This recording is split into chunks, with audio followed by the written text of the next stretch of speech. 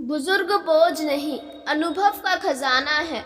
Germany के एक राज्य में किसी वक्त कानून था कि बुजुर्गों को एक निश्चित उम्र में पहुंचने के बाद जंगल में छोड़ आया जाए। जो इसका पालन नहीं करता था उसे संतान समेत फांसी की सजा दी जाती थी। उसी राज्य में पिता पुत्र की एक जोड़ी रहती थी। दोनों में आपस में बहुत प्यार था। उस पिता को भी एक दिन जंगल में छोड़ने का वक्त आ गया। पुत्र का पिता से अलग होने का बिल्कुल मन नहीं था, लेकिन क्या करता, कानून तो कानून था। ना मानो तो फांसी की तलवार पिता पुत्र दोनों के सिर पर लटकी हुई थी। पुत्र पिता को कंधे पर लाद कर जंगल की ओर चल दिया।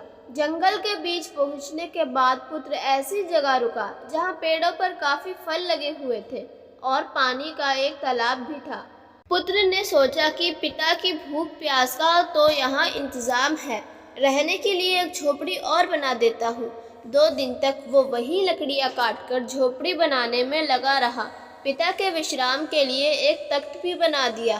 पिता ने फिर खुद ही पुत्र से कहा, अब तुम्हें लौट जाना चाहिए। भरे मन से पुत्र ने पिता से विदाई ली तो पिता ने उसे एक खास किस्म के पत्तों की पोटली पकड़ा दी। पुत्र ने पूछा कि ये क्या दे रहे हैं, तो पिता ने बताया, बेटा जब हम आ रहे थे तो मैं रास्ते भर इन पत्तों को गिराता आया था, इसीलिए कि कहीं तुम लौटते वक्त रास्ता ना भूल जाओ। ये सुना तो पुत्र जोर जोर से रोने लगा। अब पुत्र ने कहा कि चाहे जो कुछ भी हो जाए वो पिता को जंगल में अकेले नहीं छोड़ेगा। ये सुनकर पिता ने समझाया, बेटा ये मुमकिन नहीं है। राजा को पता चल गया तो दोनों की खाल खींचने के बाद फांसी पर चढ़ा देगा। पुत्र बोला, अब चाहे जो भी हो मैं आपको वापस लेकर ही जाऊंगा। पुत्र की जिद देखकर पिता को उसके साथ लौटना ही पड़ा।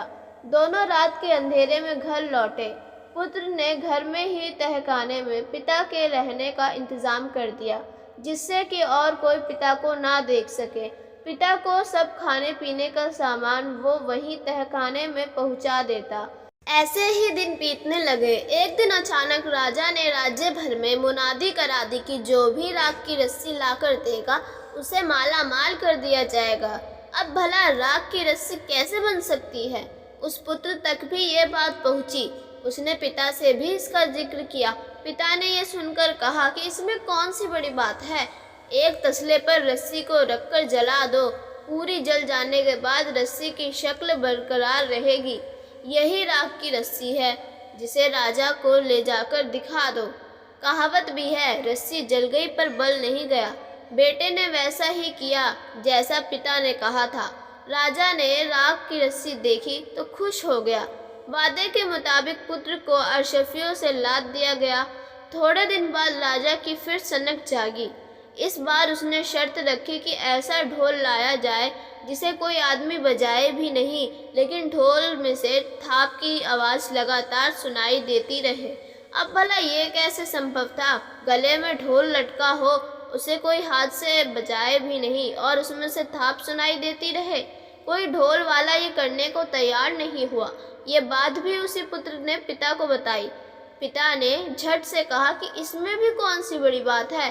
पिता ने पुत्र को समझाया कि ढोल को दोनों तरफ से खोलकर उसमें मधुमक्खियाँ भर दो, फिर दोनों तरफ से ढोल को बंद कर दो। अब मधुमक्खियाँ इधर से उधर टकराएंगी और ढोल से लगातार थाप की आवाज़ आती रहेगी। पुत्र ने जैसा पिता ने बताया वैसा ही किया और ढोल गले में लटकाकर राजा के पास पहुंच गया। ढोल से बिना बजाए लगातार आवाज़ आते देख राजा खुश हो गया। फिर उसे माला माल किया, लेकिन इस बार राजा का माथा भी ठनका। उसने लड़के से कहा कि तुझे इनाम तो मिल ही गया, लेकिन एक बात समझ नहीं आ रही कि क्या पूरे राज्य में अकेला तू ही समझदार है? कुछ राज तो है, राज बता तो तुझे दुगना इनाम मिलेगा। इस पर लड़के ने कहा कि ये राज वो किसी कीमत पर नहीं बता सकता। राजा के बहुत जोर देने पर लड़के ने कहा कि पहले उसे वचन दिया जाए कि उसकी एक मांग को पूरा किया जाएगा। राजा के वचन देने पर लड़के ने सच्चाई बता दी, साथ ही मांग बताई कि उसी दिन से बुजुर्गों को जंगल में छोड़कर आने वाले कानून को खत्म कर दिया जाए और जो बुजुर्ग ऐसे हालत में जंगल में रह भी रहे हैं उन्हें सम्मान के साथ वापस लाया जाए। राजा ने वचन के अनुरूप फौरन ही लड़के की मांग मानते हुए उस कानून को निरस्त कर दिया। साथ ही जंगल में सब बुजुर्गों को वापस लाने का आदेश दिया। दोस्तों, ये कहानी आपको कैसी लगी? अगर अच्छी लगी हो तो कृपया लाइक और सब्सक्राइब करना ना भूलें। धन्यवाद।